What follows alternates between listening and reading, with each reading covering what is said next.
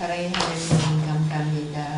하나님 아버지, 저희들도 예배드리고 맛있는 점심 먹고 이제 저희들도 주님 말씀을 배우려고 합니다.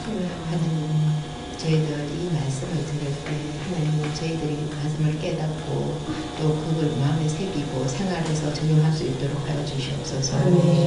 항상 주님 말씀을 사모하며 살아갈 수 있는 저희들 되게 하여 주시고, 그리고 정말 주일 기간 동안 주님을 묵상하면서 보내는 한 주간 되게 하여 주시옵소서. 이 모든 말씀 예수님을 감사 기도드렸습니다. 아멘.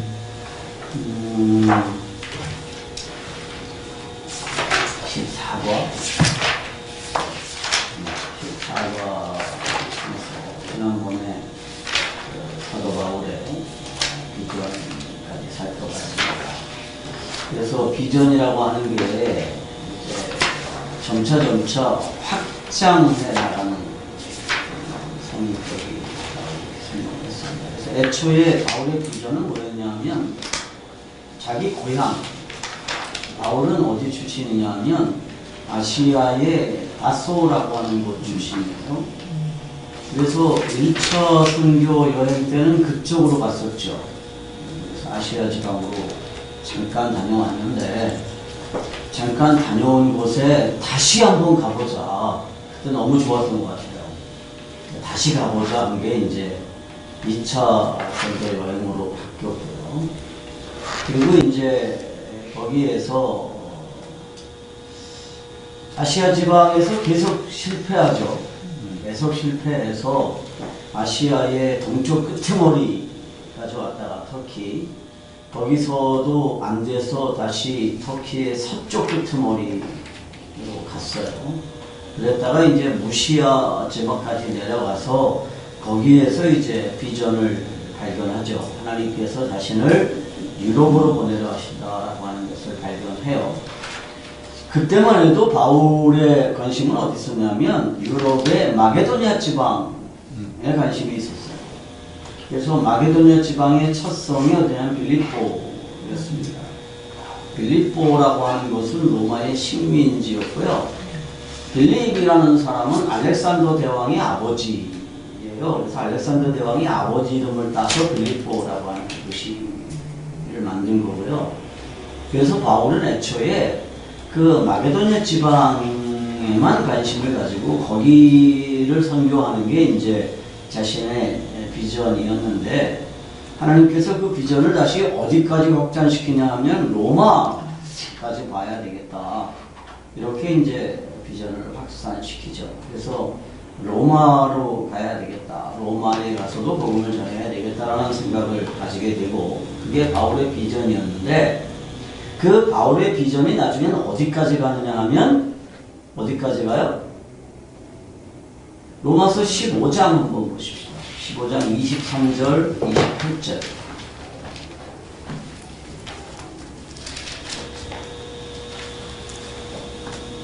로마서 15장 23절, 28절. 23절. 이제는 이 지방에 일할 수 없고 또 여러 해 전부터 언제든지 사바나로 갈 때 너에게 가기를 바라고 있었으니. 자, 바울의 원래 그 비전의 마지막 목적지는 서바나였습니다. 서바나가 어디죠? 옛날에 우리나라 대학들마다 서바나학과가 있었는데, 서바나와 스페인. 그러니까 당시에 유럽의 끄트머리는 어디냐면 스페인이에요. 스페인에서 지중해를 넘으면 거기 아프리카거든요. 그러니까 유럽의 끄트머리가 스페인인데, 바울의 비전 한번 보세요. 처음에는 예루살렘에서 터키의 중심 지역, 아시아 지역에 이제 선교에 관심을 가지고 있다가 이게 아시아 전역으로 번져요. 그래서 아시아 동쪽 끄트머리인 갈라디아로 왔다가 거기서 다시 서쪽으로 가서 비두니아로 가려고 그러다가 실패하고 무시아로 내려가요. 그랬다가 드로아까지 내려가서 거기서 비전을 보고 빌립보로 건너가요. 그리고 거기서부터 어떻게 되냐면 내가 로마로 가야 되겠다. 하나님께서 로마에 너를 보내겠다라고 하는 비전을 보죠. 그리고 나중에는 어떻게 변하느냐 하면 내가 유럽 끄트머리까지 가겠다. 스페인까지. 그래서 로마에 편지를 보내면서 뭐라 그래요? 내가 스페인 가려고 하는 길에 로마에 들리겠다. 이래요. 저는 이 성경을 읽을 때마다 막 가슴이 뛰어요. 저도 처음에는요, 선교에 전혀 관심이 없었어요. 그냥 뭐 선교, 그건 선교사들이 하는 거고, 나는 뭐 한국에서 그냥 목회하면서 다음 세대 사역을 하면 되지 그랬는데, 정말 어거지로 우리 스텝 리저를 꼬셔가지고 중국을 처음 가가지고요. 거기서 너무너무 제가 감동을 받아가지고 하나님께 약속했거든요. 저 1년에 2차례씩 여기겠습니다. 하나님께서 허락하시면. 그랬는데 이게 2차례 가는 게 너무너무 이게 말이 안 되기 힘든 거예요. 실제 돈이 없어요. 그래서 하나님 한 번도 줄여주세요. 그랬더니 알았어. 그리고 4차례 가게 했거든요.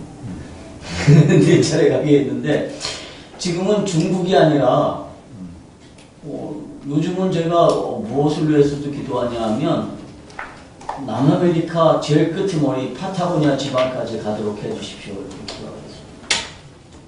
근데 바울도 그랬어요. 스페인까지 가는 게 바울의 이제 선교의 최종 목적지였습니다. 그래서 복음은 비전은 확장하는 성격입니다.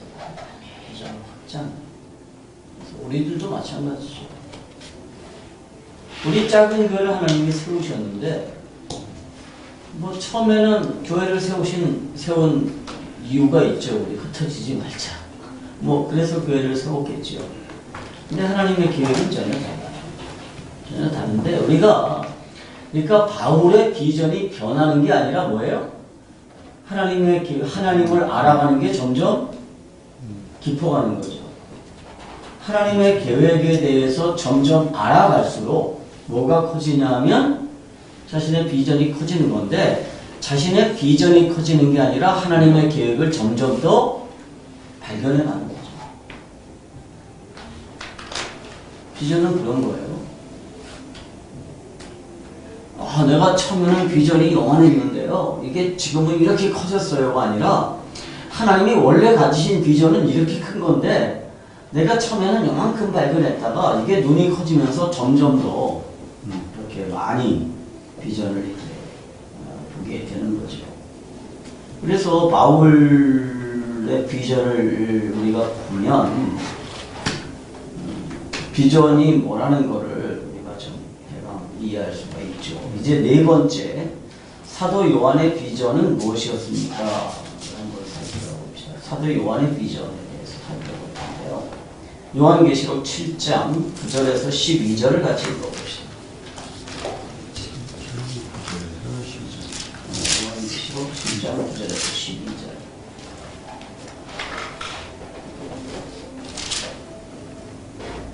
자, 누가 한번 읽어보세요. 이후에 내가 보니 각 나라의 족속과 백성과 방언에서 아무 누구니 셀 수 없는 큰 무리가 나와 흰옷을 입고 손에 종려 가지를 들고 보좌 앞과 어린 양 앞에 서서 큰 소리로 외쳐 이르되 구원하신 보좌에 앉으신 우리 하나님과 어린 양에게 이쁘다 하니 모든 천사가 보좌와 장로들과 내 생물을 주위에 서 있다가 보좌 앞에 엎드려 눈을 대고 하나님께 경배하여. 자, 여기 보면 사도 요한이 비전을 보죠. 사도 요한이 보았던 비전은 뭐예요? 인류 역사의 마지막에 관한 비전. 그러니까 이 비전은요, 요한이 꿈을 꾼 게 아니에요. 그러니까 우리가 보통 환상이라는 말을 이렇게 이제 비전이라는 말을 환상이라는 말로 번역을 많이 했거든요. 근데 환상이라고 그러면 존재하지 않는 어떤 일을 본 거, 그죠? 뭐 그렇게 우리가 이제 이해를 하는데 비전이라고 하는 건 그런 게 아니에요. 이 요한이 비전을 봐요. 어떤 비전을 보죠? 셀 수 없는 모든 나라와 모든 종족과 모든 언어들이 한 자리에 모여서 하나님을 예배하는 장면을 봐요. 그런데 여기서 내가 보니라고 하는 이 표현이 재밌는 표현이에요. 이게 헬라어로는 미완료 과거 분사 내가 보았다라고 하는 건데 이거는 어떤 용도를 가지냐면 미완료 과거라고 하는 거는 과거에 일어난 일이 지금까지 지속되는 거예요. 과거에 어느 시점에 일어났던 일이 지금까지 지속되는 거거든요. 근데 지금 여기서 사도 요한이 보았던 거는 언제 일어난 일이에요? 모든 나라와 민족과 언어들이 하나님을 예배하는 거 언제 일어난 일이죠? 언제 일어났어요, 이게?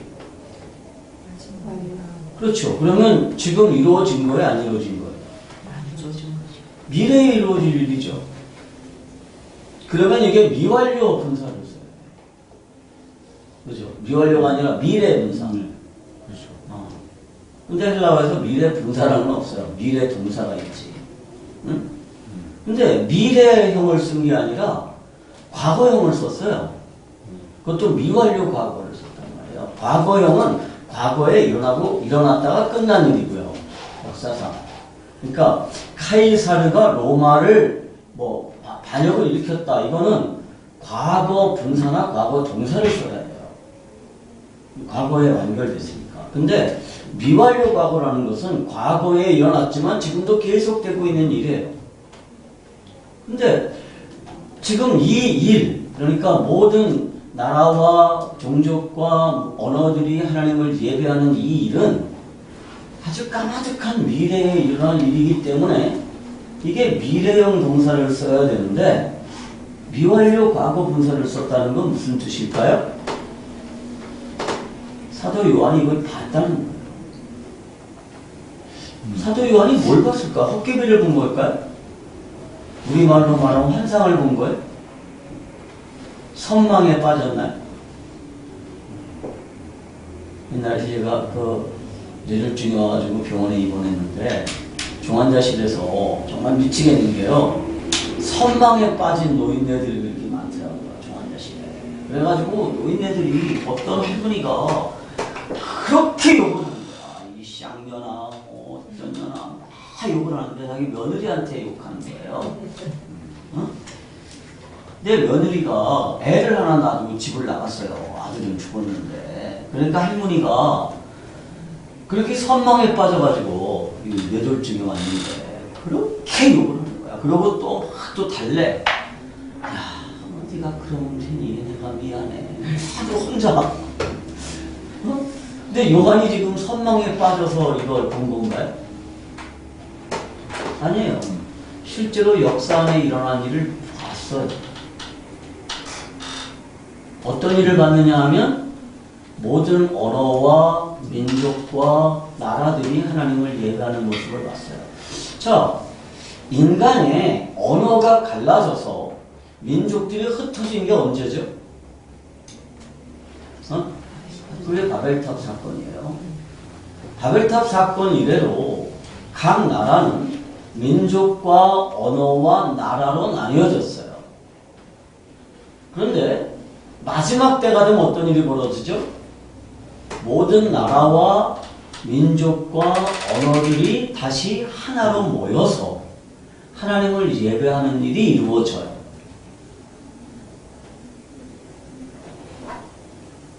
그걸 요한이 본 거죠. 근데 어떻게 이 일이 가능했을까요? 요한계시록 4장에 이게 단서가 있습니다. 요한계시록 4장 1절 보세요. 이 일 후에 내가 보니 하늘에 열린 문이 있는데 내가 들은 바 처음에 내게 말하던 나팔소리 같은 그 음성이 이르되 이리로 올라오라. 이후에 마땅히 일어날 일들을 내가 네게 보이리라 하시더라. 자, 사도 요한이 보았던 것은 언제 이루어진 일이냐 하면 요한이 어디로 올라가서 거기서 본 거예요. 그러면 이리 올라오라고 할 때 그 장소는 어딜까요? 시간 밖이에요. 그러니까 시간 밖을 벗어나서 시간 안을 들여다보면 어떻게 보일까요? 까마득한 미래에 일어난 일도 지금 시점에서 보는 거예요. 그죠? 그러니까 우리는 시간 안에 존재하기 때문에 시간을 이해할 수가 없어요. 그래서 시간을 항상 어떻게만 이해해요? 일직선으로만 이해하죠. 그래서 어떻게 구별해요? 과거와 현재와 미래를 구별해요. 그래서 과거는 우리 기억으로 남아있고 현재는 우리 시각에 보여지고 미래는 안 보이는 거죠. 그죠? 우리는 시간에 갇혀있기 때문에. 그런데 우리가 시간 밖으로 벗어나면 거기는 어딜까요? 거긴 하나님이 계신 곳이에요. 자, 하나님이 시간을 창조하셨다고 그랬습니다. 하나님은 언제 시간을 창조하셨죠? 태초에 하나님이 시간을 창조하셨어요. 이 히브리어에서 태초라고 하는 말의 의미는 시간이 시작되는 그때에 라는 의미를 가지고 있어요. 그러니까 시간은 언제 창조됐느냐 하면 하나님이 이 천지를 창조하실 때 시간도 함께 창조하셨다라는 거예요. 그러니까 시간은 본래부터 존재했던 게 아니에요. 그래서 시간을 하나님이 창조하셨는데 하나님은 어디에 계시죠? 시간 밖에 계세요. 그래서 영원하신 거예요. 영원이라고 하는 개념은 뭐예요? 시간이 천천히 가거나 멈춰있는 개념이 아니에요. 그러니까 이방 종교에서는 시간이라고 하는 게 어떻다고 생각해요? 끊임없이 순환한다고 생각해요. 그래서 시간이 마치 원처럼. 그래서 시작도 없고 끝도 없죠.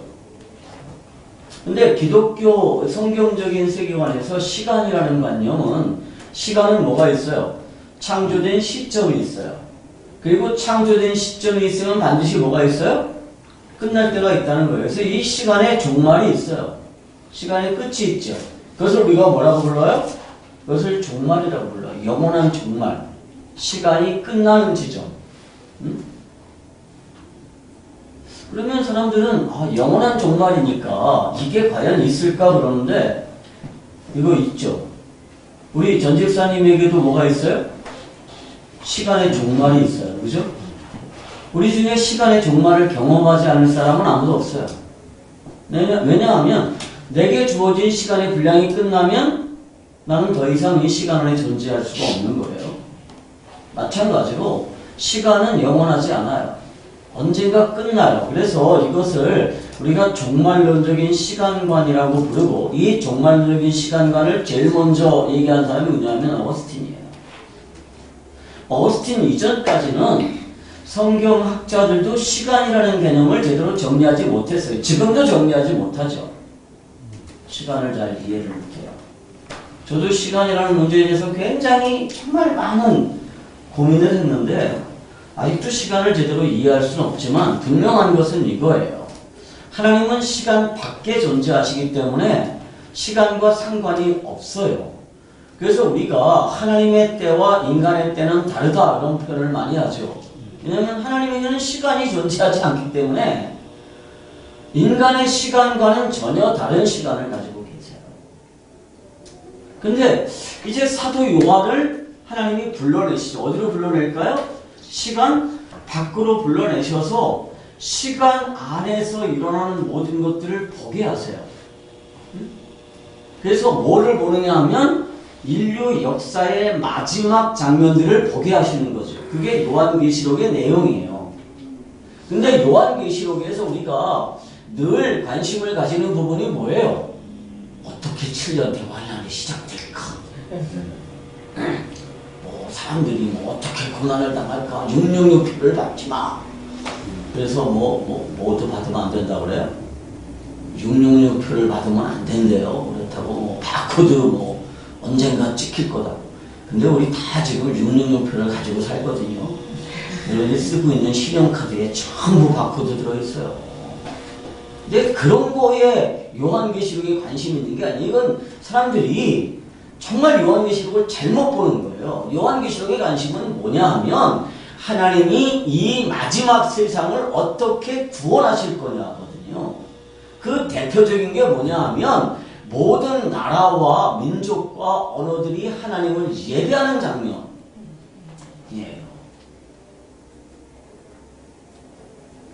그러면 자, 우리가 다시 한번 생각을 해봅시다. 우리가 시간 밖으로 나갔어요.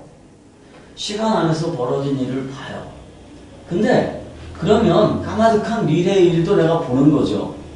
그러니까 역사라고 하는 건 어떻게 생긴 거냐 하면 이미 하나님의 경륜 안에서 다 완성된 건데 이게 두루마리처럼 말려 있는 거예요. 그래서 이게 펼쳐지는 것을 뭐라고 불러요? 이걸 우리가 역사라고 부르고 이것을 경륜이라고 부르는 거예요. 이미 다 완성된 거예요. 근데 아직까지 두루마리가 펼쳐지지 않은 부분을 우리가 보지 못할 뿐이죠. 근데 두루마리 안에도 아무런 기록이 없는 게 아니에요. 이미 두루마리 안에도 모든 것들이 다 기록이 돼서 완결이 됐어요. 소설을 읽으면 소설을 읽다 보면 결말이 늘 궁금하잖아요. 그죠? 근데 결말이 내가 읽기 전에 결말이 없는 건 아니에요. 결말은 다 이미 나 있어요. 드라마를 보면, 난 드라마를 보면 짜증나는 것 중에 하나가 난 끝머리를 알거든. 그래서 재미가 없는데 드라마를 사람들이 왜 봐요? 결말을 알면서도 보잖아요. 그죠? 근데 결말이 안 나 있는 게 아니에요. 물론 드라마 작가들이 인기가 좋으면 자꾸 늘리죠. 엉뚱하게 바꾸고. 엉뚱하게 바뀌어요. 요즘 한참 보는 드라마, 내 아내가 보는 드라마 중에 주인공들 이름이 똑같이 남준인가 그렇던데. 하여튼 있어요. 매일 드라마. 그거를 보면 애초에는 그렇게 끝날 게 아니었는데 지금은 이상하게 엉뚱한 쪽으로 갔어요. 또 이제 출생의 비밀로 갔어. 그래가지고 주인공이 무슨 재벌의 종손이었대. 옛날에는 그런 내용 전혀 없었거든요. 그러니까 그 드라마 작가가 더 늘린 거야. 그죠? 인기 있으니까. 내 아내가 너무 좋아하니까. 그래서 내가 KBS를 보지 말라고 그렇게 그래도 열심히 KBS를 봐요. KBS 메인이야.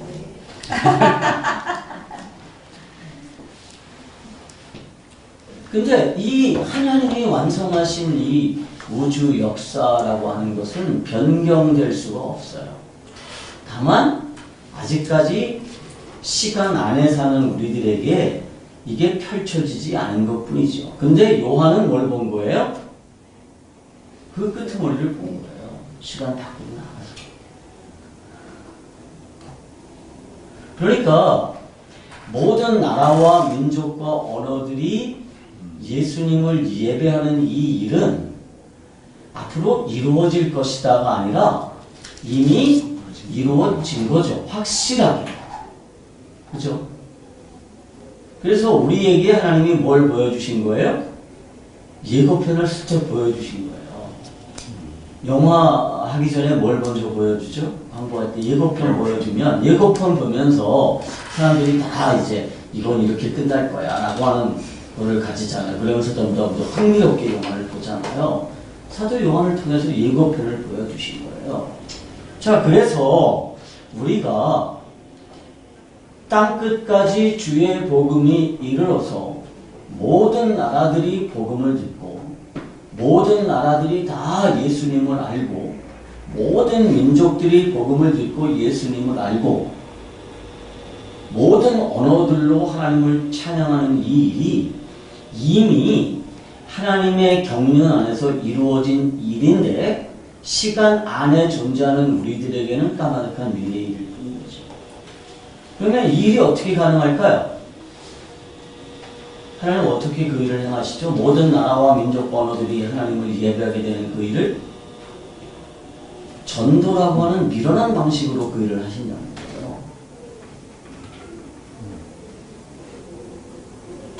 그러니까 막 천사를 동원해가지고 막 초월적인 방식으로 모든 나라들과 모든 민족들과 모든 언어들이 다 복음을 듣게 되는 그 일이 가능해지는 게 아니라 전도라고 하는 이 미련한 방식을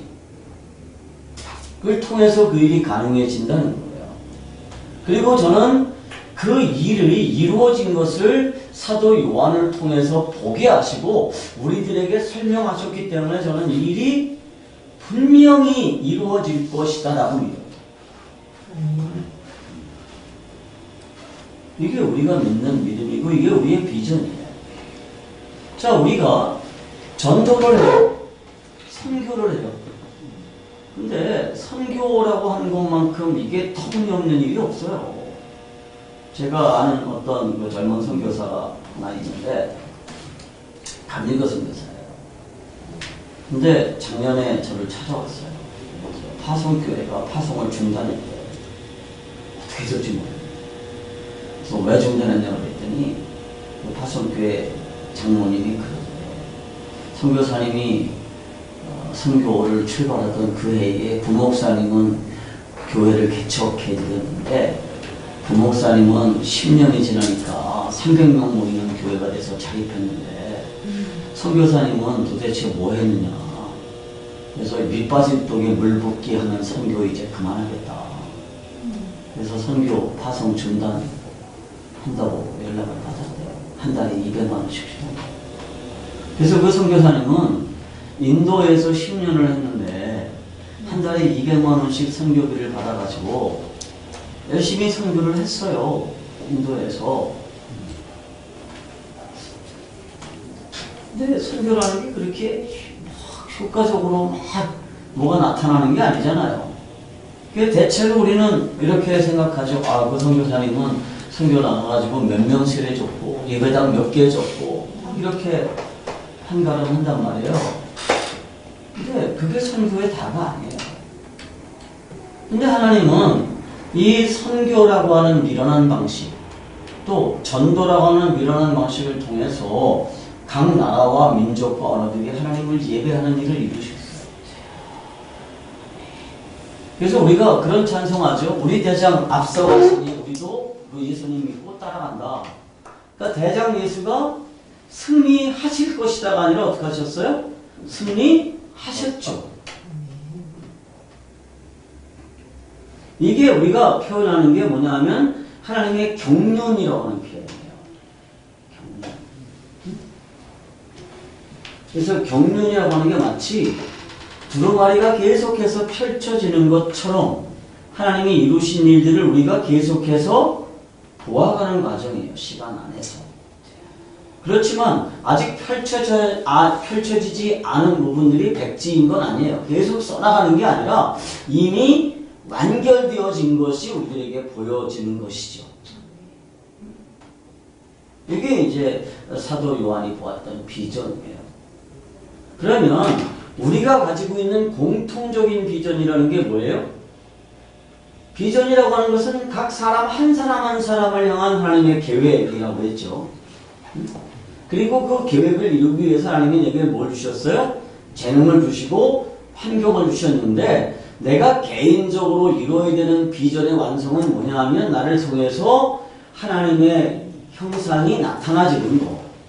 내가 예수님의 인품을 닮아가서 완성되는 거. 이게 개인적인 비전의 완성이에요. 그러니까 제가 여러 번 얘기했지만 하나님께서 우리들에게 주시는 거는 두 가지의 비전이라고 했어요. 하나는 하나님의 나라를 완성하는 거. 그죠? 또 하나는 나를 통해서 하나님의 영광이 드러나는 거예요.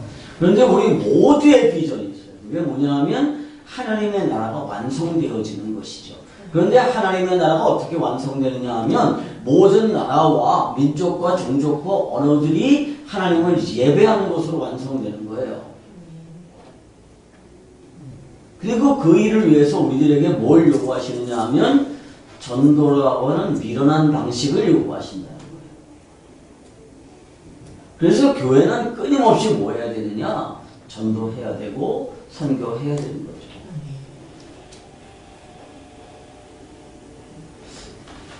며칠 전에 한서 결혼식 날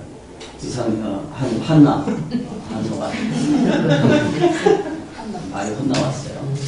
한나 결혼식 날 이상열 목사님 잠깐 만났는데 그 교회가 매일 부흥이 있는데 지금까지 이러고 있으면 안 되는데 걱정하시더라고요. 목사님 지금 이러고 있으면 안 됩니다. 매일 뭔가 변화를 줘서 교회가 부흥해요. 그래서 제가 웃으면서 그럴 때가 있겠죠. 그 젊은 집사님 두 분이 열심히 하셔야 되는데 어떻게 더 열심히 전환이네요. 내가 볼 때는 그분도 너무 부정적인 것 같아. 이게 젊은 집사가 우리 교회 누가 있지? 전환이 시작. 집사가 딱 둘이야. 젊은 집사 두 사람. 여기서 좋다. 젊은 집사 두 사람. 다른데 가면 부정적인 생각 가지지 마세요.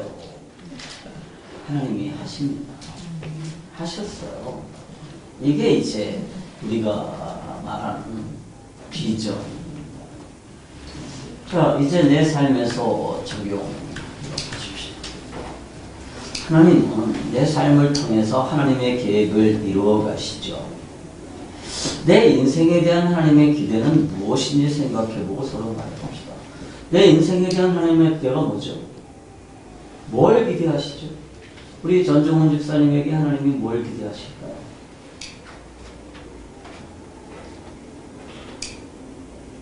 그냥 한 세상을 잘 살다가 죽어라. 그래서 저는 천상병 시인이 소풍이라는 시를 썼었잖아요. 저는 그 시에 대해서 엄청 반대해요. 그건 말도 안 되는 시예요. 인생은 그냥 재밌게 살다가 죽으라고 온 게 아니에요. 그냥 한 세상 재밌게 살았다 소풍 왔다. 인생은 소풍이 아니에요. 천상병 시인은 그래서 서울대학교 출신이지만 거지로 일생을 살다가 죽었죠. 근데 우리는 지금 이 세상에 소풍만 있는 게 아니에요. 하나님께서 우리에게 분명히 기대하는 게 있어서 나를 세상에 보냈단 말이에요. 아니 나를 세상에 보냈어요. 그런데 이 세상에는 두 가지 종류의 인간이 있어요. 하나는 인생을 그냥 목적 없이 소풍 왔다고 생각하는 사람들이 있고, 또 한 종류의 사람은 하나님께서 나를 세상에 보내신 이유가 분명히 있다. 그래서 그 이유를 찾고 그 하나님께서 나를 보내신 비전을 이루기 위해서 노력하는 사람들이 있단 말이에요. 그럼 우리는 어디에 속해 있느냐?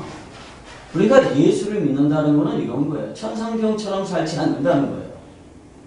목적 없이 그냥 아무 생각 없이 그냥 살다가 죽으면 되는 게 아니에요. 제가 언젠가 이 얘기 했던가요? 젊었을 때 저는 생각이 없었어요. 그냥 재미나게 사는 게 인생의 목표였어요. 행복한 게 인생의 목표였죠. 하나님의 도움을 받아서 행복하게 살면. 그런데 어느 날 거지들을 만났어요. 거지들이 술을 사달래요. 그 술을 사줬는데 수원역에서 처음에 두 사람한테 술을 사줬는데 금방 8명쯤 모이더라고요. 그랬더니 뭐 술 2병 사줬는데 순식간에 사라졌어요. 그래서 다시 한 8병을 또 샀어요. 그랬더니 사람들이 더 모였어요. 순식간에 사라졌어. 그래서 제가 소주를 4박스인가를 사줬어요.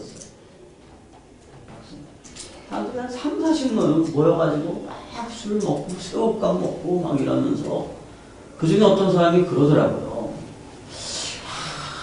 당신 참 좋은 분이다. 당신 같은 사람 없다. 하늘이 보내신 분이다. 저는 그 얘기 들으면서 정말 무서웠어요. 왜 무서웠느냐 하면 하나님이 나를 세상에 보내셨는데 왜 보내셨을까? 이렇게 살다가 죽으면 되는 건가? 그때 내가 낚시 갔다 온 기억이거든요. 내가 이렇게 살다가 그냥 재미나게 살다가 죽으라고 하나님이 나를 세상에 보내셨나? 그런 건 아닌 것 같다. 그래서 그때부터 정말 진지하게 하나님이 나를 세상에 보내신 이유에 대해서 생각했어요. 그리고 그 해에 신학교 갔어요. 그게 93년도예요. 그리고 지금 이렇게 있는 거예요. 만약에 그때 내가 그거를 못 깨달았으면 뭐 그때나 지금이나 똑같았을 거예요. 왜? 인생관이 안 변하니까, 세계관이 안 변했으니까. 그런데 그 그때 그 사람이 한 그 한마디, 당신은 하늘이 보낸 사람이라고, 하늘이 낸 분이라고 하는 얘기. 그러니까 그 사람은 술 취해가지고 아부한 거죠. 근데 그 말이 내 인생을 바꿨거든요. 또 마찬가지죠. 그래서 제가 도대체 왜 사느냐라고 사람들에게 늘 물어봐요. 우리 전 집사님 왜 사세요? 왜 이 세상에 태어나게 하셨죠? 왜 그렇게 죽을 병에서 고쳐주셨죠? 그 이유에 대해서 생각해 보셨나요? 여집사님 혼자 두고 죽는 게 하나님이 안쓰러워서 살려주셨을까요? 그런 측면도 있을 거예요. 그럼 여집사님은 왜 사세요? 여권사님은?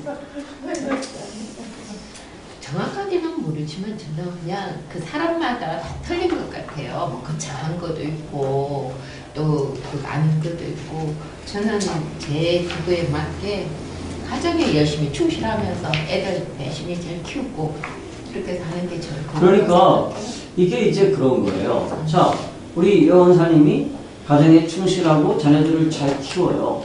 그게 비전이에요. 그런데 그 비전을 통해서 뭘 해야 되냐면 그 비전을 통해서 여원사님이 영적으로 성숙해지는 거예요. 그게 하나님이 기대하시는 거예요. 사람들마다 가지고 있는 성품이 달라요. 그죠? 가지고 있는 재능이 달라요.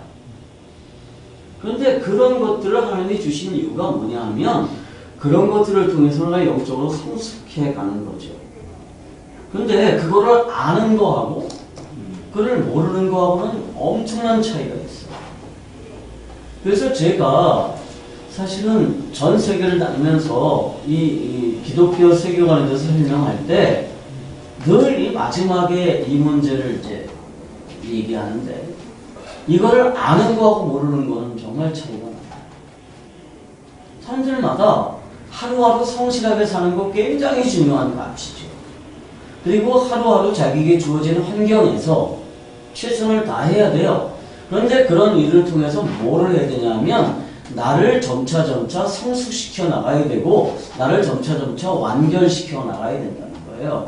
그게 우리가 가지고 있는 인생에서의 비전이에요. 그런데 동시에 뭐가 있느냐 하면 하나님의 나라의 완성이라고 하는 비전에 우리가 함께 참여해야 된다. 아멘.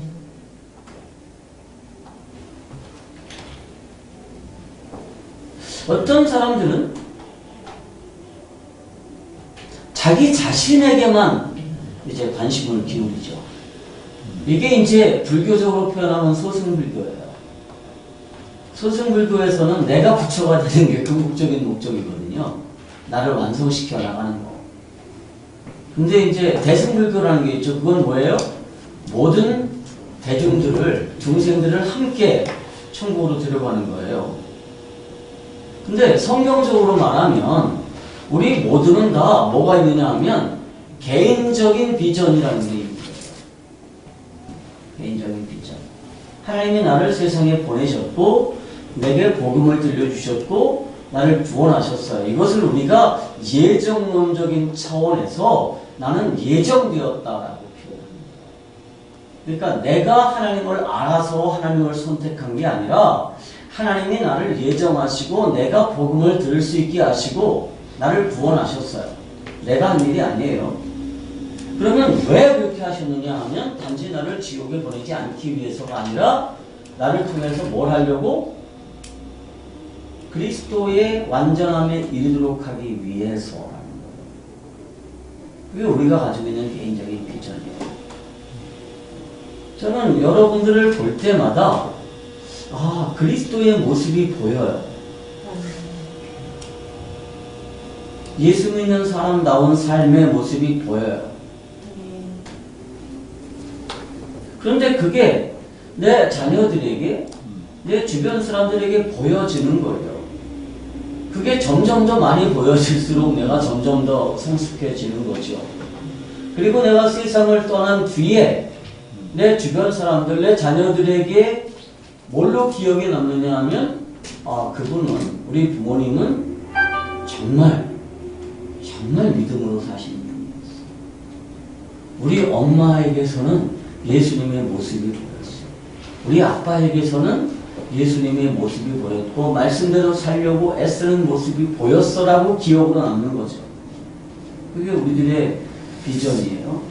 뿐만 아니라 현실적으로 우리들의 헌신과 우리들의 삶을 통해서 복음이 전해지는 거죠.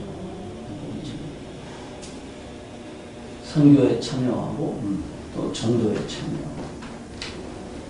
이게 이제 소위 말하는 비전이라고 합니다.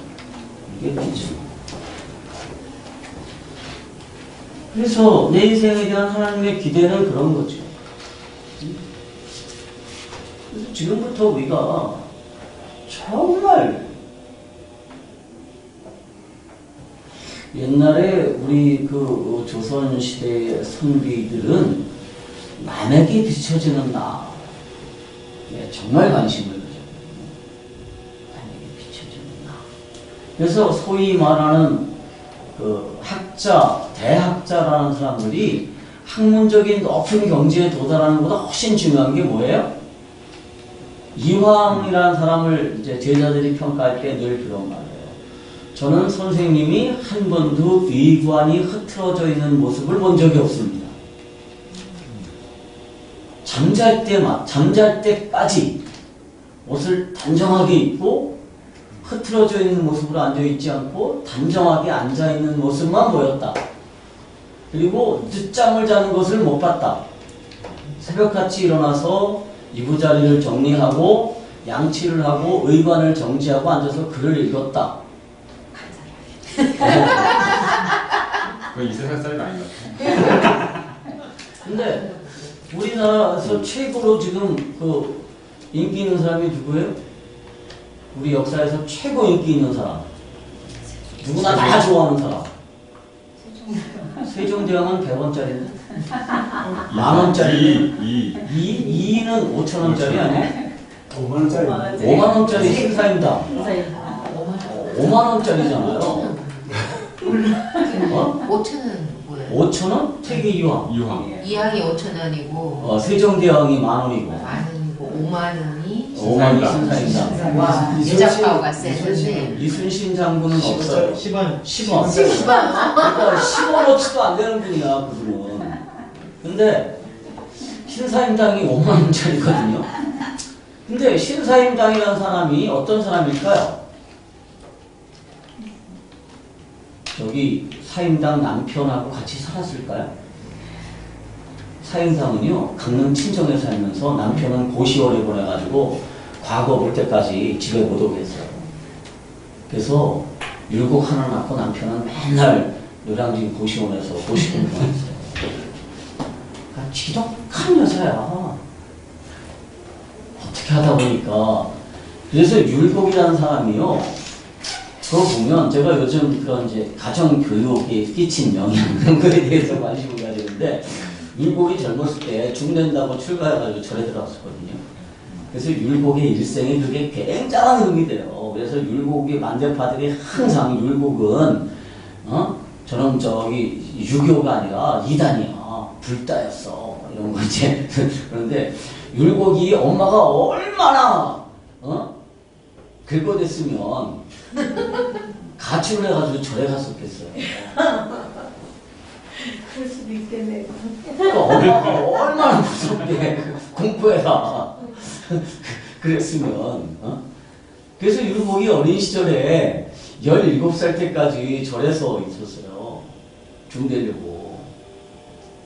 그리고 아버지는 쫓겨나가지고 저기 명륜동에서 고시 공부하고 있었고. 근데 그런 여자가 지금 우리나라에서 가장 높은 5만원짜리 주인공이에요. 근데 이런 게 이제 굉장히 중요한 평가에 겉으로 보여지는 모습.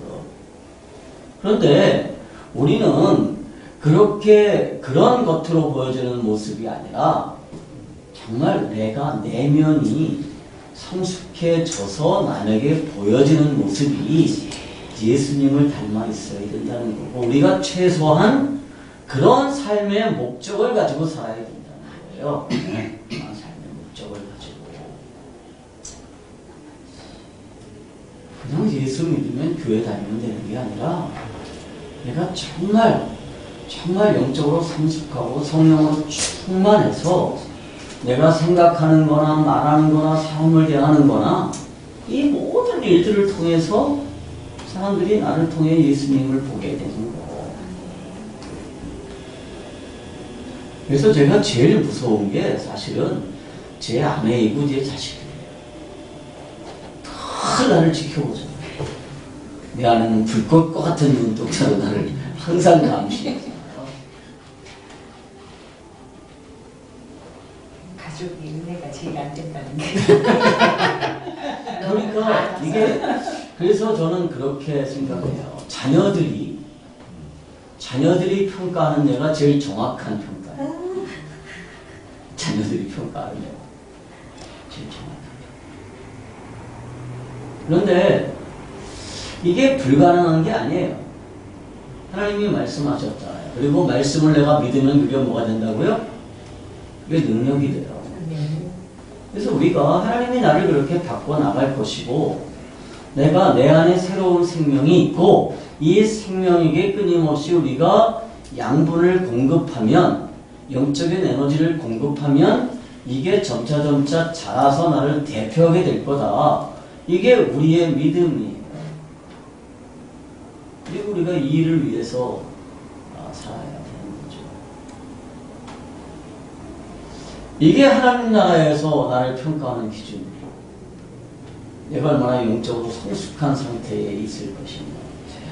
하늘나라에 가면 아마 다 뽀록나겠죠. 그래서 고린도서에 보면 그렇게 돼 있잖아요. 마치 불로 연단한 금처럼, 그죠? 천국에 가면 이게 다 이제 더러운 것들이 다 벗겨지잖아요. 이 벗겨지는 과정을 지나려면 정말 엄청난 연단의 과정을 겪어야 되는 거죠. 그리고 또 그러잖아요. 다 불태워지는데 다 타고 남는 게 진짜다. 천국 가면 우리 껍데기 다 타버릴 거예요. 제가 화장터에서 사람 실제 화장할 때마다 느껴요. 다 타버리고 정말 한 줌 제가 남잖아요. 근데 천국 가면 어떻게 될까요? 여기서하고는 많이 좀 바뀔 것 같아요. 그죠? 주영기 목사님하고 나하고 같이 천국에 똑같이 갔으면 누가 더 큰 사람일지는 가봐야 아는 거죠. 저는 그분이 저보다 훨씬 더 영적으로 성숙해질 것이다라고 믿지 않아요. 아마 우리 홍장로님하고도 비교가 안 될 수도 있습니다. 두 번째, 비전은 바뀌기도 하고 또 확장되기도 합니다. 그러나 그것은 하나님의 계획 자체가 변경되는 건 아니고 내 시각과 지각이 변하기 때문입니다. 제 딸이 어렸을 때는 꿈이 뭐였냐면 꽃집 아줌마 되는 거였어요. 작은 딸이 꽃집 아줌마. 그랬다가 나중엔 뭐로 바뀌었죠? 코디네이터로 바뀌었어요. 그러다가 지금은 그냥 좋은 엄마 되는 걸로 바뀌었어요. 비전이 바뀐 게 아니고요. 생각이 넓어진 거죠. 그럼 우리 여권사님의 비전은 뭐예요? 날씨도 잘 보내는 거. 지금 비전이 뭐예요? 지금.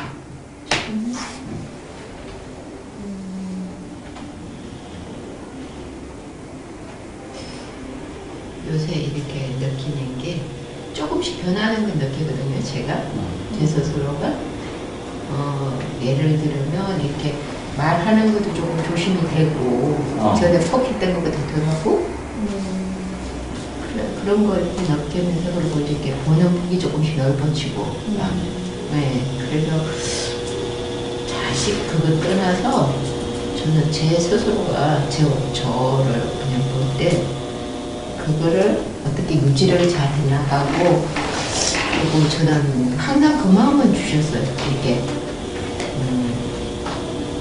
어린애들 돌보는 이게 돌본다기보다 하여튼 그런 쪽이 많이 가요. 다음 세대를 많이. 그렇게 거창한 거 아니고 그냥 이렇게 저는 똑같이 예를 들어서 똑같이 불쌍하다는 게 아니고 이렇게 쉽게 말해서 그냥 형편이 어려운 사람이 있다 하면은 어른이고 애 있고 저는 애한테 가요. 마음 그런 쪽으로 보면 조금 이렇게 하는 거를 조금 더 할 수 있었으면 하는 그런 바람으로 하고 우리 있어요. 권집사님은 지금 비전이 지금 비전. 지금 비전은 아니 아까 지금 비전은 별로 없고요. 아까 말씀하시는 걸 듣고 하나님 나라가 완성되는 것에 참여를 하라고 하신 말씀에 어떤 방법으로 참여를 할 수 있을까?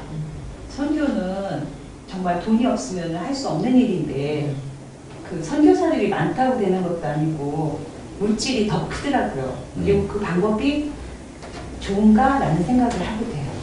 많이. 그래서 약간 거기는 조금 다르고 그러면 하나님의 나라가 완성되는 게 선교인데 바뀌어야 되지 않나. 물질로만 하려고 하지 말고 정말 아픈 사람들, 힘든 사람들의 편에 서서 할 수 있는 일이 무엇인가. 그리고 하나님이 주신 자연이 어떻게 보존되어야 되는가. 그리고 그 아까 그 저는 좋아하는 시가 소풍이거든요. 그래서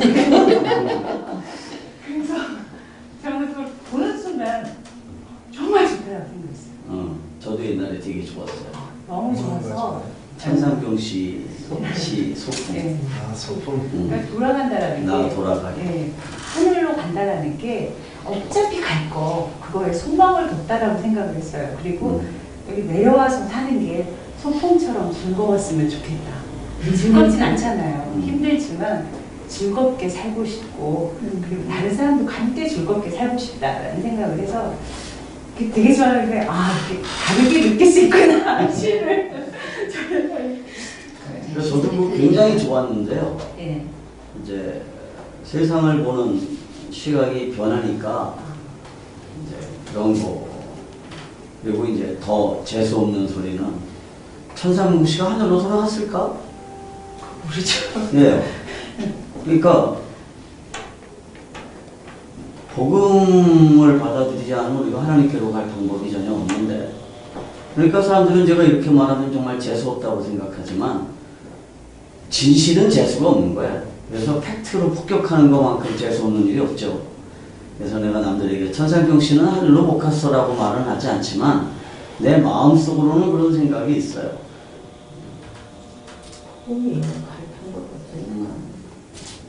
우리 사모님은 지금 비전이 뭡니까? 저는 천국 가서 아내 만나보는 게 제 비전입니다. 그렇죠.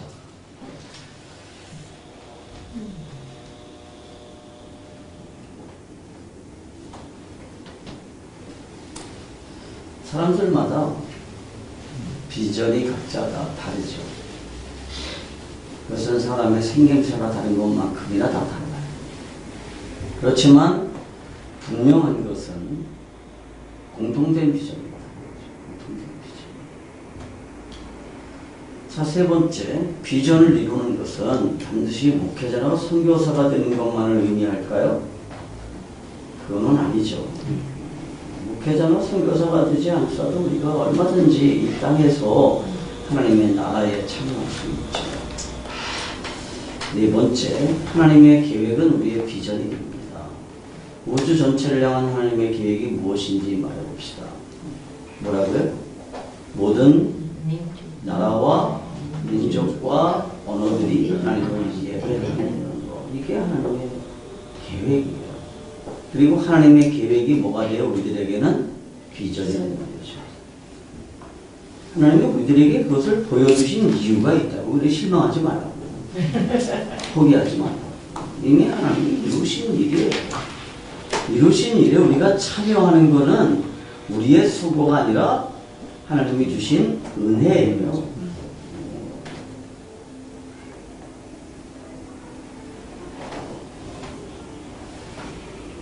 다섯 번째, 하나님께서는 그 계획을 어떻게 이루어 가실까요? 고린도전서 1장 21절입니다.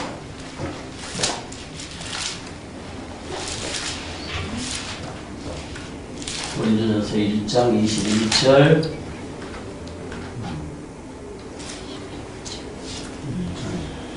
고린도전서 1장 21절. 누가 읽어보세요. 하나님의 지혜에 있어서는 이 세상이 자기 지혜로 하나님을 알지 못하므로 하나님께서 전도에 미련한 것으로 믿는 자들을 구원하시기를 기뻐하셨도다. 네.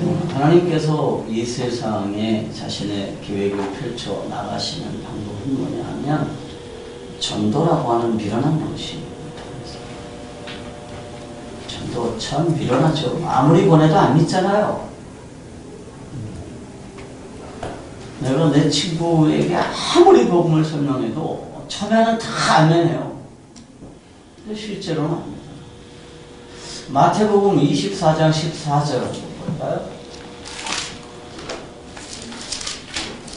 마태복음 24장 14절.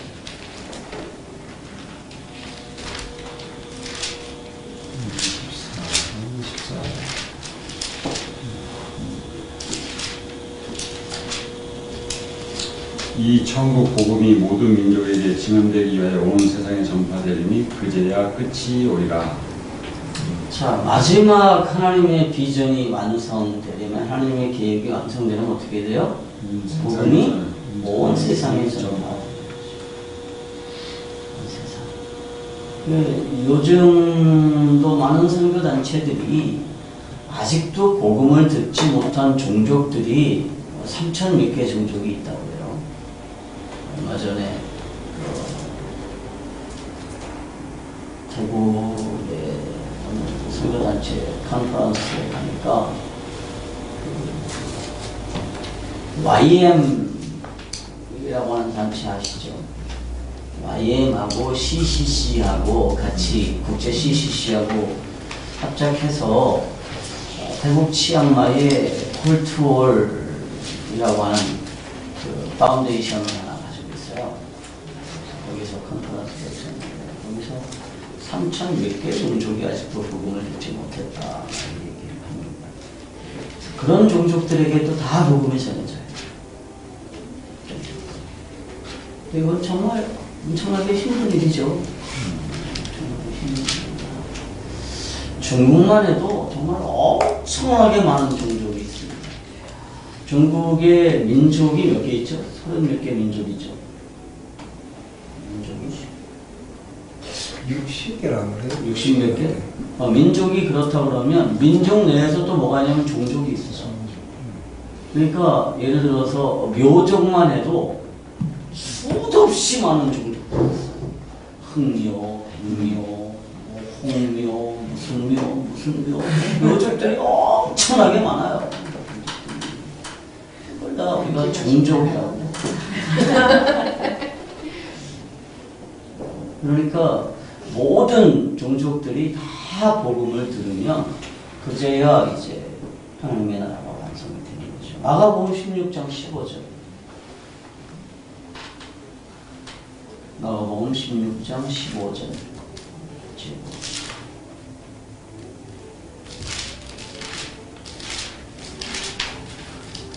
자, 누가 읽어보세요? 또 이르시되 너희는 온 천하에 다니며 만민에게 복음을 전파하라.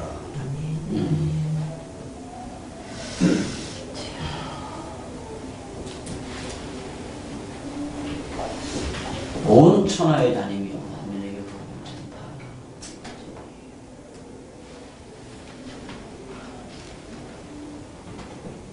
참 무거운 숙제이기는 한데요. 이 일을 위해서 우리들에게 두 가지를 주셨습니다. 하나는 이 복음의 완성, 하나님의 계획의 완성을 보여주심으로써 우리들에게 확신을 가지게 하시죠. 만민에게 복음이 전파되는 게 불가능해 보이지만 이게 이미 이루어졌다는 것을 우리들에게 보여주시죠. 그래서 우리를 위로하시고요. 또 한 가지는 그 그 일을 위해서 우리에게 성령을 주셨습니다. 그래서 우리가 성령의 능력에 의지해서 이 온 천하를 다니면서 전할 수 있는 거죠. 제 친구 중에 하나가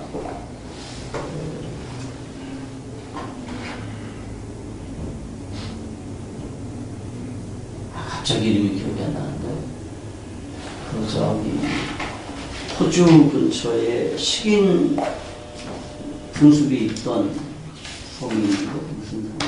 갑자기 기억이 안 나네. 응? 뉴기니. 파푸아 뉴기니. 근데 뉴기니는 두 개가 있어요. 파푸아 뉴기니가 있고 또 하나는 그냥 뉴기니예요. 그래서 파푸아 뉴기니는 영국령이고요. 영국령 뉴기니가 파푸아 뉴기니예요. 그 다음에 뉴기니는 인도네시아령이에요. 지금 제 친구 중에 하나가 뉴기니에 선교사가 있어요. 그러니까 거기도 불과 한 50년 전까지 식인 습관이 있던 곳이에요. 그래서 사람들이 사람을 잡아먹었다고요. 그래서 사람을 잡아먹으면 주로 뭐를 먹었을까요?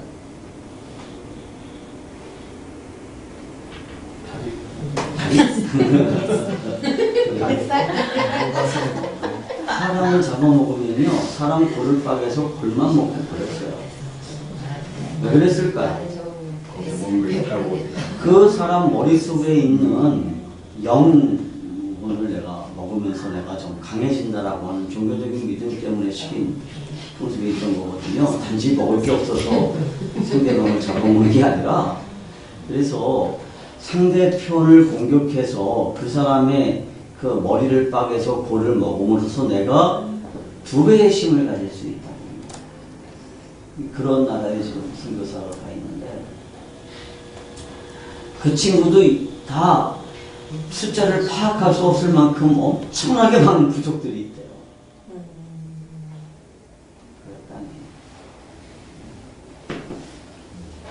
이렇게 정말 전 세계에 엄청나게 많은 선교사들이 있어요. 근데 어떤 선교사를 보면 어떤 선교사는 정말 쓸데없는 일을 해요. 이미 복음이 다 들어가 있는 곳에서 한국에서 돈 가져다가 예배당 짓는 일만 계속 하는 선교사들이죠. 그러니까 그분은 정말 예배당을 1년 내내 안 쉬고 예배당을 줘요. 그리고 돈도 엄청나게 많이 한국에서 받아요. 찌어나오면 그쪽에 사람이 차니까 자꾸 지금 그릇을 만듭니다. 자꾸 차고 자꾸 차는지는 확실하지 않지만 하여튼 줘요. 엄청나게 짓습니다. 근데 어떤 선교사들은 예배당 짓는 일보다 훨씬 중요한 다른 일들이 있다고 생각하죠. 근데 어쨌든 선교만이 아니에요. 사실은 한국에서도 복음을 듣지 못한 사람들이 엄청나게 많잖아요. 많죠. 저는 교회 안에서도 복음을 듣지 못한 사람들이 많다고 생각하는 사람인데, 교회 안에서도.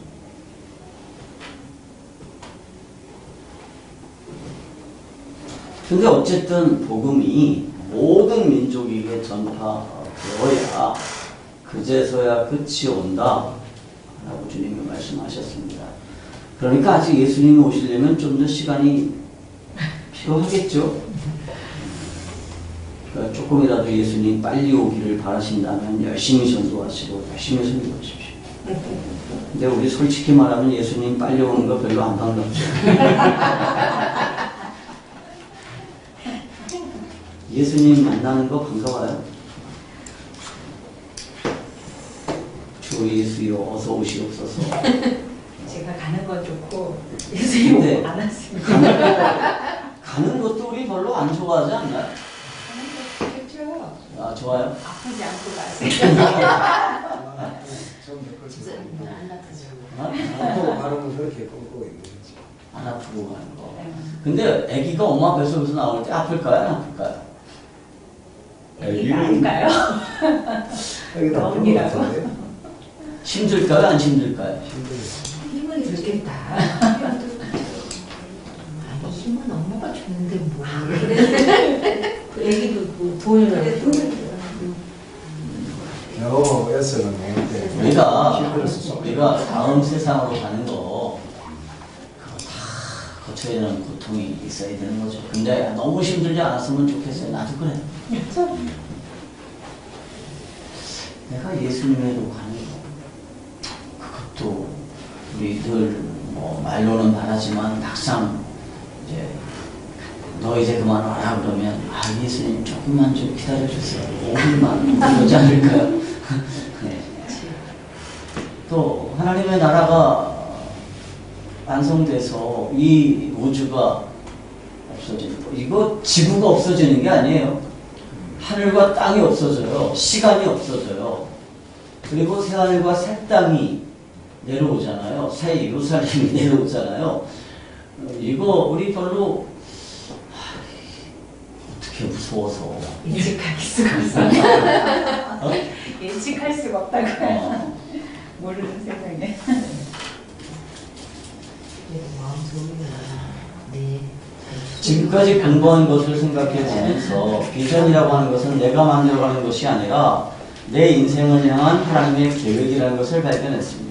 그렇다면 비전을 이루기 위해서 지금 내가 해야 되는 일은 뭘까요? 뭐 해야죠? 지금 우리 권집사님이 해야 되는 일은 뭐예요? 비전을 이루기 위해서. 제 일을 열심히 해야지. 맞아요. 그냥 지금 내가 해야 될 일을 하는 거예요. 자, 예수님이 이렇게 말씀하셨죠. 두 사람이 함께 밭을 갈다가 한 사람은 가고 한 사람은 남고 두 여자 둘이 함께 맷돌 갈다가 한 사람은 가고 한 사람은 남아요. 각자 자기 일 하는 거예요. 남자는 남자, 여자는 여자. 당시에 밭을 가는 일은 남자가 하는 일이고요. 맷돌 가는 일은 여자가 하는 일이에요. 그러니까 각자 자기 할 일을 열심히 하다가 갈 때가 되면 가는 거고 하나님의 나라가 완성되면 완성되는 거죠. 그 일에 참여하는 거예요. 그러니까 어떤 사람들처럼 예수님 오실 때 됐다고 집 팔고 땅 팔고 다 기도원에 모여가지고 하얀 옷 입고 성령 춤추는 게 아니에요. 나중에 누군가가 이렇게 꼬셔도 웃기지 마라. 웃기지 마라. 옛날에 이장님 일파가 다가올 미래인지 담임선교회인지 그거 만들어가지고 한참 난리를 칠 때 내가 섬기던 교회 담임 목사님 사모님이 그거에 엄청나게 매료되어 있었어요. 그때 제가 그랬어요. 사모님, 그때나 집사였거든요. 사모님 성경에 보면 너희 마지막 때가 되면 땅 팔고 집 팔고 기도원에 모여서 성령 춤추면서 신옷 입고 춤춰라. 그런 구절 전혀 없다. 어? 그냥 맷돌 갈고 밭 갈고 그리고 일상생활을 하라고 그랬는데 왜 그렇게 하는 거냐. 그걸 봐도 걔들 이단이다. 이장님이 그렇게 가르쳤잖아요. 그러면서 자기는 미국에 엄청나게 많은 돈을 갖다 놨죠. 30억 불? 뭐 그랬다면서요. 다른 성도들 땅 팔고 집 팔아서 헌금하고 기도원에 모여서 예수님 오실 때까지 우리가 흰옷 입고 흰옷을 입고 다 가고 자기 혼자 미국 가서 살려고 했나 봐. 그래서 너무 빨리 오셔서 죽은 거야?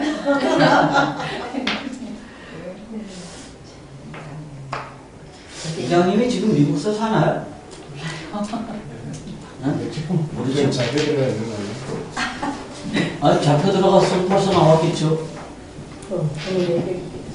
아마 그 돈 가지고 미국에서 어디서 잘 살겠죠. 그렇게 많은 사람이 죽었는데 그렇게 쉽게 죽지는 나오는 않았어. 죽은 건 아니죠. 집 팔고 뭐 팔고 다 집 팔고 땅 팔아서 기도원에 모여서 성령 춤추면서 그 마지막 날 모여서 그냥 춤추고 있었다는데 근데 예수님 계단 가천 그 은혜 교인가 뭔가 그 인터뷰하는 거 보니까 자기는 전혀 잘못 없던데 뭐 그러니까 그런 거야. 자기는 자기 논리에 빠져서 뭐 그걸 말하면서 하고 이 사람들 성도들이 이제 그 가족 그 빠진 사람들 구해내려면 그 대려 그 가족이 나쁘다는 식으로 해가지고 지금 신천지도 그렇죠. 신천지는 방금 우리가 읽었던 각 나라와 종족과 언어들이 예배하는 것 중에서 14만 4천 명이라고 하는 숫자를 그 14만 4천에 들어가야 된다고 주장하는 그러니까 거예요. 그게 신천지. 근데 내가 볼 때는 14만 4천이 훨씬 넘었거든요. 근데 이제 그 중에 알곡이 돼야 된다는 거죠. 그러니까 처음에는 14만 4천이 안 될 때 그 안에 들어야 되고 이제 그거 넘으니까 이제 또 패턴을 바꿔서 그 알곡이 돼야 되고 그런 식으로. 그래서 더 많은 사람들을 끌어들여서 자기가 천국에서 뭐 해야 되냐면 다스리는 자가 돼야 돼. 천국을 다스리고 그러는 거.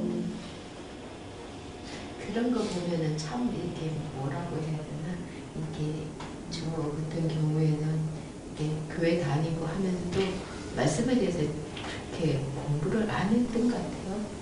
그러니까 하나님에 대해서 무지해서 목사님들이 속는 거예요. 하나님에 대해서 잘 모르는. 아니 근데 목회자들도 그렇게 했어요. 특별하게 그 말씀에 대해서 그걸 그렇게 많이 제가 스스로 말씀을 보고 깨닫도록 가르치지 않고 본인이 깨달은 말을 얘기하다 보니까 이게 오류가 막 생기는 것들. 그거는 바로 깨닫고 그거에 대해서 뭐 질문을, 저는 그거 하면서 질문하라 하신 목사님 처음 한 분 뵀거든요. 보통 이렇게 질문을 그렇게 잘 모르겠어요. 그리고 저는 못 들어봤는데 한 목사님은 그때 저는 되게 신선한 충격을 받았는 게, 이렇게 목회 하시면서 설교 중에서 말씀 보시라고 이제 박성교사랑 이야기하면서 그 말씀 하시더라고. 보시다가 이해안되는 데서 막 목회자한테 찾아오라고. 그나마 그래도 조금을 공부를 더 했으니까 성도분들 나이 되니까 와서 하라고. 왜 성도분들은 그렇게 목회자를 세워놓고 말씀에 대해서 궁금을 하나 궁금증을 안 받냐고 막 저는 그게 되게 신선하게 돼. 그리고 보통 이렇게 뭐 이해가 안 되다가 무슨 이해가 안 되는데 되려 이렇게 약간 책망 그런 식으로 하고 뭐 이렇게 기억 오르는 게 아닌데 그냥 믿음이 부족하시군요. 하여튼 그렇게 말을 못 하겠고. 옛날에는 덮어놓고 믿으라고 그랬는데 덮어놓고 믿으면 안 돼요. 보고 믿어야지. 성경을 열고 끊임없이 질문해야 돼요. 스스로에게 질문하고, 내가 스스로 질문해서 모르겠으면 목회자한테 질문하고. 저는 누가 제일 이쁘냐 하면 질문하는 사람들이 제일 이뻐요. 그래서 요즘 좋은 게 이렇게 유튜브나 인터넷 발달되는 게 저는 참 좋더라고요. 네, 물론 그 목회자분은 그게 따라서 다 틀리기도 하지만 그걸 볼 때는 이렇게도 가능하구나 생각이 너무 편협되지 않게끔 약간 해주는 것 같아서 좀 그랬더라고요. 기도합시다. 하나님 아버지, 정말 감사합니다. 우리에게 말씀을 주시고 이 말씀을 나눌 수 있는 시간을 주시고, 무엇보다도 이 말씀에 대해서 우리가 좀 더 깊이 이해할 수 있는 그러한 지성을 허락하신 것 감사합니다. 그러나 우리가 우리의 지성이나 우리의 감성으로만 말씀을 받지 않게 하시며 말씀을 말씀으로 받게 하시고, 무엇보다도 이 말씀이 우리의 삶의 유일한 기준이 되게 하여 주시옵소서. 우리 주 예수님의 이름으로 감사하며 기도하옵나이다. 아멘.